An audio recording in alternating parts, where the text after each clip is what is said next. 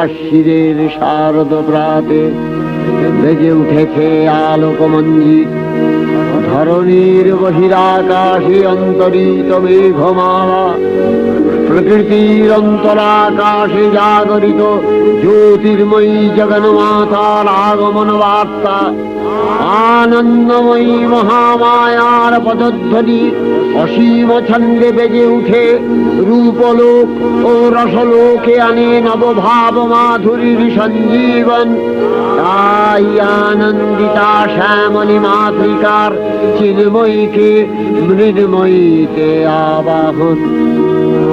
আজ চিৎশক্তি রূপিণী বিশ্বজননীর শারদশ্রী বিমণ্ডিতা প্রতিমা মন্দিরে মন্দিরে ধ্যান বোধিতা।